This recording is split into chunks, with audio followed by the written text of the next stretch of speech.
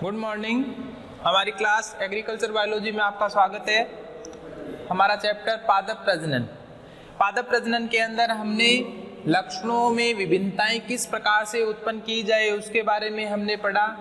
इसी के अंतर्गत आज हम अपना टॉपिक पढ़ रहे हैं उत्परिवर्तन। उत्परिवर्तन या इसे म्यूटेशन कहा जाता है। म्यूटेशन या उत्परिवर्तन। उत्परिवर्तन क्या होता है? तो जीवों के अंदर या पादपों के अंदर अचानक उत्पन्न होने वाले लक्षण जो कि क्या हो जाते हैं, वंशागत हो जाते हैं। ऐसे लक्षण जो जीवों में क्या होते हैं, अचानक उत्पन्न होते हैं और वे लक्षण क्या हो जाते हैं, वंशागत हो जाते हैं, जो पीढ़ी दर पीढ़ी आगे दिखाई देते हैं। तो इस प्रकार की प्रक्रिया जो होती है उसे क्या कहा जाता है, उत्परिवर्तन कहा जाता है। ऐसे कारक जो क्या करते हैं, उत्परिवर्तन उत्पन्न करते हैं, उन्हें हम उत्परिवर्तजन कहते हैं। उत्परिवर्तजन कहते हैं या इन्हें म्यूटाजीन्स भी कहा जाता है।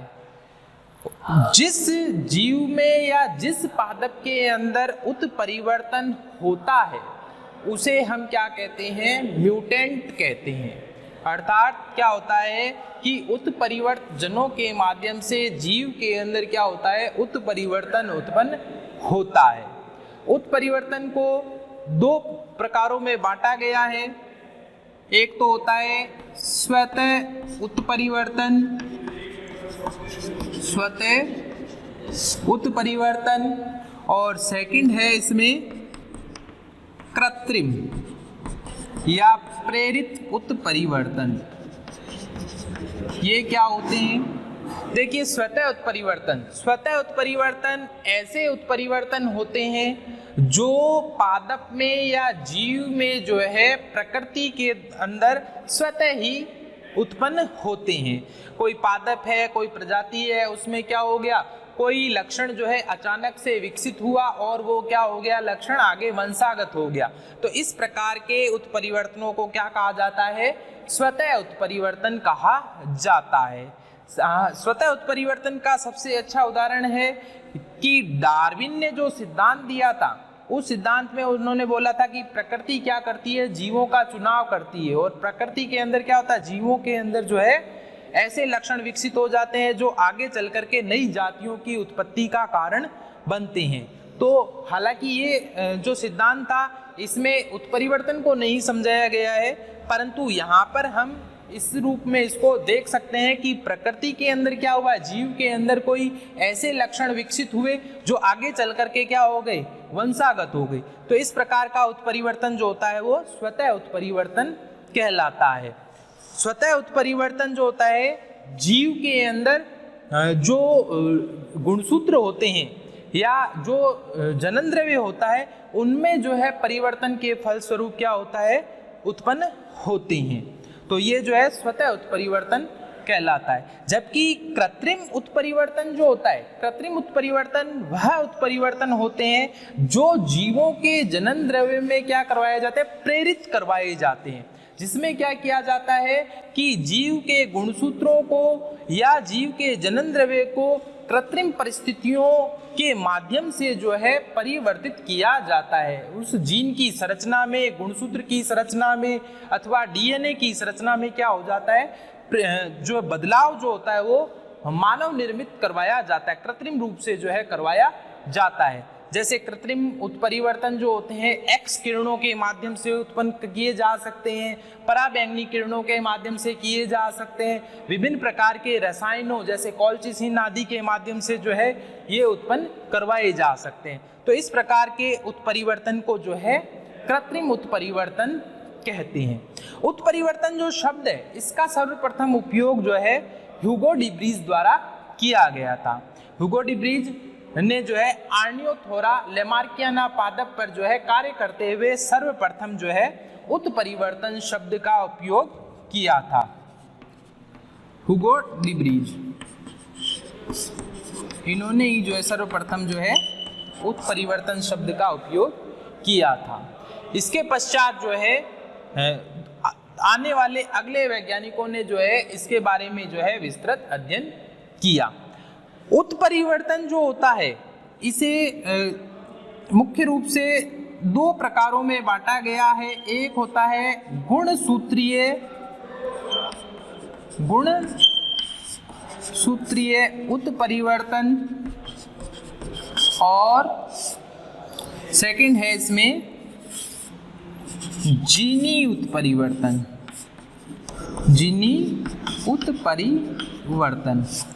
देखिए, गुणसूत्रीय उत्परिवर्तन का अर्थ होता है कि जीव के अथवा पादप के गुणसूत्रों की संख्या अथवा गुणसूत्रों के जोड़ों के अंदर क्या हो जाता है, गुणसूत्र का क्या होता है, जोड़ा होता है, उसमें क्या आ जाता है, परिवर्तन आ जाता है, जिसके कारण से क्या होता है कि उत्परिवर्तन उत्पन्न होता है। गुणसूत्रों की संख्या, हमको मालूम है कि प्रत्येक प्रजाति के अंदर गुणसूत्रों की संख्या क्या होती है, प्रत्येक प्रजाति की कोशिकाओं में गुणसूत्रों की संख्या क्या होती है, निश्चित होती है।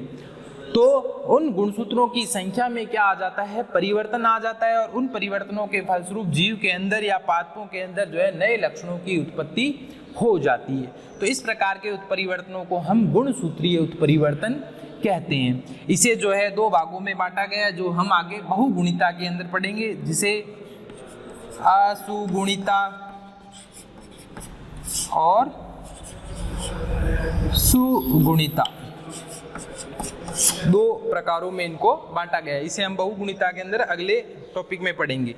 जबकि जीनी उत्परिवर्तन जो होता है, जीन की संरचना, यानी कि क्या होता है कि जीन की संरचना में परिवर्तन के फलस्वरूप होता है। जो जीन होता है वास्तव में क्या है, ये एक डीएनए का ही खंड है। तो उस डीएनए की संरचना में क्या आ जाता है, परिवर्तन आ जाता है, और उसके फलस्वरूप क्या होता है, जीव के अंदर जो है नए लक्षणों की उत्पत्ति हो जाती है। इस प्रकार के उत्परिवर्तन को जो है जीनी उत्परिवर्तन कहते हैं। इसके अंतर्गत हम जो है बिंदु उत्परिवर्तन को भी पढ़ते हैं कि जो डीएनए की संरचना होती है, उस डीएनए की संरचना के अंदर एक नाइट्रोजन क्षारक के बदलाव के कारण से संपूर्ण डीएनए की संरचना में क्या आ जाता है, बदलाव आ जाता है। तो इस प्रकार का जो उत्परिवर्तन है उसे बिंदु उत्परिवर्तन कहा जाता है। उत्परिवर्तन का उपयोग जो होता है ये पादपों के अंदर नई किस्मों के विकास के लिए किया जाता है। फसल सुधार कार्यक्रम के अंतर्गत उत्परिवर्तन करवा करके नई प्रजातियों का जो है विकास किया जाता है, और इनसे जो है हम और ज़्यादा उन्नत किस्में जो है विकसित करते हैं।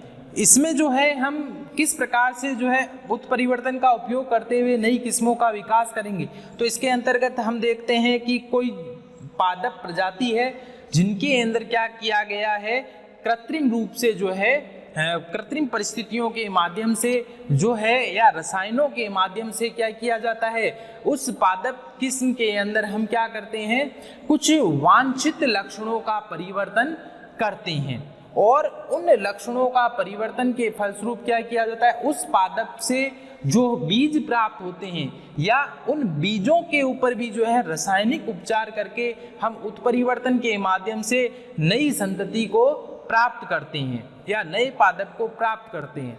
तो प्रथम वर्ष तो क्या किया जाता है कि ऐसे उत्परिवर्त जनों का क्या किया जाता है, विकास किया जाता है, और उस उत्परिवर्त जन के अंदर जो वांछित उत्परिवर्तित लक्षण है उसको क्या किया जाता है, नोट किया जाता है, और हमें उस वांछित लक्षण वाले उत्परिवर्तित जन लक्षण वाले पादपों का क्या करना है, आगे चल करके विकास करना है। तो इसकी प्रक्रिया को जब हम पढ़ते हैं तो इसमें हम देखते हैं कि सर्वप्रथम क्या किया जाएगा इसमें, कि प्रथम वर्ष होता है, इसमें हम क्या करेंगे कि वांछित उत्परिवर्तित लक्षणों वाले पादपों को जो है उगाते हैं। वांछित उत्परिवर्तजन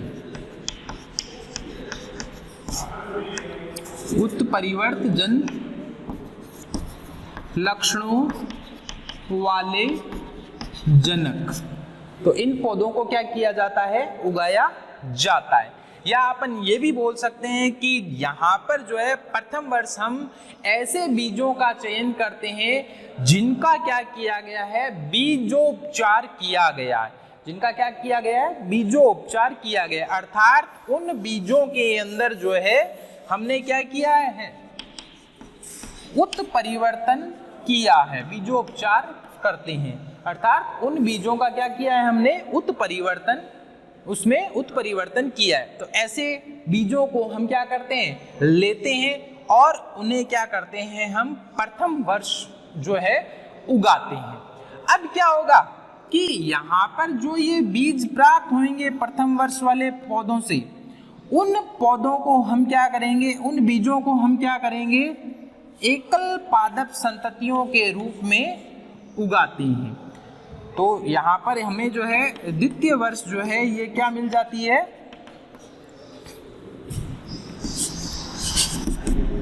ये द्वितीय वर्ष हमें क्या मिल जाएगी, एकल पादप संततियां। हम क्या करते हैं, इन एकल पादप संतति को उगाते हैं। तो यहाँ से जो बीज प्राप्त होंगे उन्हें हम क्या करते हैं, द्वितीय वर्ष में जो है एकल पादप संतति के रूप में उगाते हैं। ठीक है। अब यहाँ पर जो ये पादप प्राप्त किए गए हैं एकल पादप संतति वाले, इनका क्या किया जाता है, केवल स्वपरागण करवाया जाता है। तो स्वपरागण के फलस्वरूप क्या होगा यहाँ पर कि जो उत्परिवर्तन वाले लक्षण है जो इनमें क्या हो गए, वंशागत हो गए, वो वापस से हमें क्या है, प्राप्त होंगे। और इसके लिए भी हम क्या करेंगे, वापस इसके लिए भी हम वापस क्या करेंगे, एकल पादप संतति को उगाते हैं। और यहाँ पर क्या किया जाएगा, वापस से यही प्रक्रिया जो है दोहराई जाती है। एकल पादप संतति वाली जो कतारें होती है, इनमें क्या किया जाता है कि स्वपरागण की क्रिया के माध्यम से जो है पौधे प्राप्त किए जाते हैं और इनकी कटाई छटाई करवाई जाती है। और अंत में जो है इन पौधों के पुंजों को हम क्या कर लेते हैं, प्राप्त कर लेते हैं। जब ये बीज हमें प्राप्त होते हैं तो इन एकल पादप संततियों को वापस से क्या किया जाता है, इनको वापस क्या किया जाता है, चौथे वर्ष जो है उगाया जाता है। तो यहाँ पर भी हमें जो है वांछित लक्षणों वाले जो है पादप प्राप्त होंगे। इनमें हम क्या करते हैं, एकल पादप संतति के रूप में जो है इनकी कतारें उगाएंगे और इनको क्या करेंगे, हम जो है कटाई छटाई करके इनके बीजों को प्राप्त कर लेंगे। तो यह प्रक्रिया जो होती है लगातार जो है दूसरे, तीसरे और चौथे वर्ष जो है अपनाई जाती है। जब ये प्रक्रिया अपनाई जाती है तो यहाँ पर इस प्रक्रिया के माध्यम से जो लक्षण, जो वांछित उत्परिवर्तित लक्षण हमने पौधे के अंदर बनाया है, उस लक्षण की क्या हो जाती है, यहाँ पर वापस वंशागति हो जाती है। और यहाँ पर ऐसे पादप जिनमें उत्परिवर्तित लक्षण दिखाई नहीं देता है, या ऐसे पौधे जो बंधे प्रकार के हैं, ऐसे पौधे जो निकृष्ट प्रकार के हैं, उन पौधों को हम क्या कर लेते हैं, अलग कर देते हैं। तो केवल यहाँ पर जो है उत्परिवर्तित वांछित लक्षण को ही वाले पादपों को ही हम आगे से आगे जो है F1, F2, F3 पीढ़ियों के लिए जो है लगातार उगाते हैं।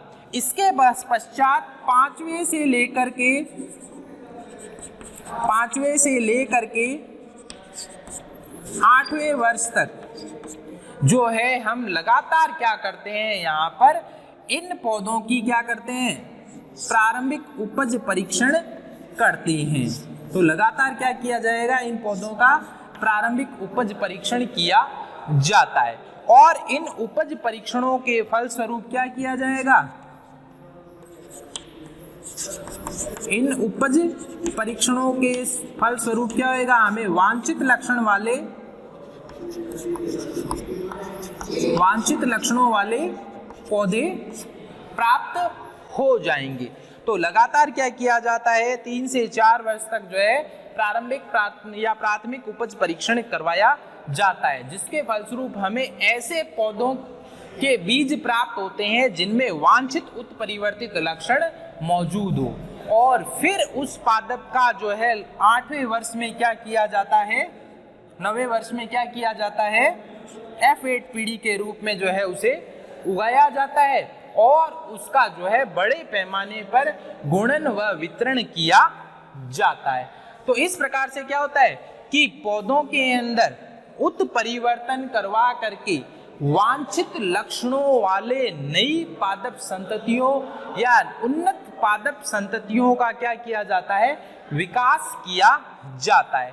तो यह प्रक्रिया जो होती है यह पौधों के अंदर फसल सुधार कार्यक्रम में उत्परिवर्तन के योगदान को जो है प्रदर्शित करती है।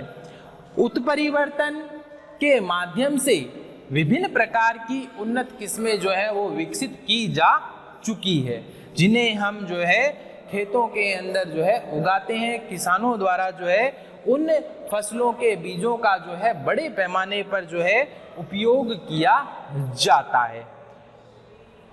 Thank you.